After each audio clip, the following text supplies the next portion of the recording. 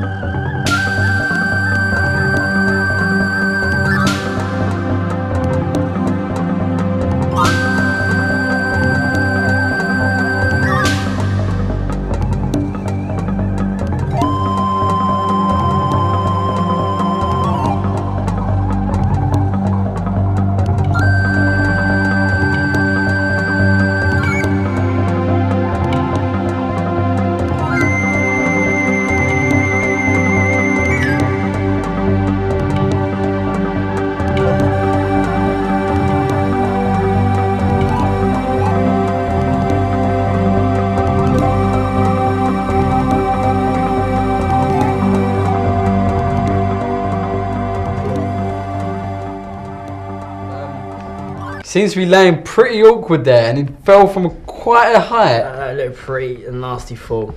I hope he's not that much injured. Maybe he can try and give the record another go next year, Hopefully. if he ever fully recovers from that fall. We wish him the best. Yeah, we wish him all the best. Hopefully, yeah. Okay, I mean, I'm in general disbelief with this next story. It's one of them you have to actually see it to believe it, and we've got it right here. It's going to be, we've got our reporter Dion Bogart, and she's going to be with the first female football manager for Chelsea. First football manager in the Premiership ever. It's They're clearly going to be the worst team this year. How are they going to be the worst team this year? Clearly Millwall are the worst team this year. Your team. No, just no. Shush. Yes, it is. No, shut up. They're not. Anyway, let's get back to the story. Over to Dion with her interview with the new female Chelsea football manager.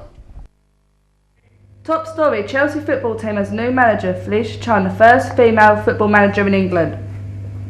Ex-football manager for Chelsea, Colton Anker, has been caught having sex with a team player for legal reasons. We are unable to name the player who was involved in this incident. Here today we have Felicia Chan, a new Chelsea football manager. She will be answering some questions prepared by the public regarding her intentions for the team and how she feels about her victory for being the first football manager in England.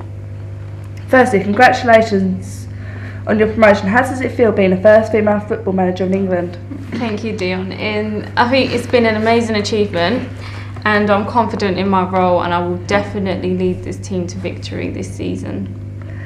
Now you're a manager, what are changes are proposed? Well, I don't want to do any major changes just yet. I've only just taken over the team, but I do have a few.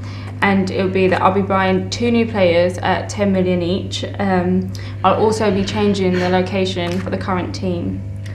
Okay, can you tell us the 2 new players that you're going to be buying and where the location is going to change to? It's going to be John Terrence and Peter Moore. They're coming from Bexley, and I'm not letting slip on the new location. Okay, I guess that's fair. It's been known that those players ain't the best to buy. Do you feel this is the right move for the team at this critical stage of the league? Well, I don't think the team's doing too good at the moment, so me buying 2 players that aren't that well won't make a difference, but my aim is to get them up to standard, the whole team in fact, and replan the whole game issue, where they're playing and stuff, and the defence and everything. But I have looked over the game plan and I'm going to readjust it, so we will be heading towards success this season. Wow, there are some major changes there to be done. Well, thank you for joining us, and once again, congratulations on your promotion. Thank you. Thank you for joining us, and have a good day.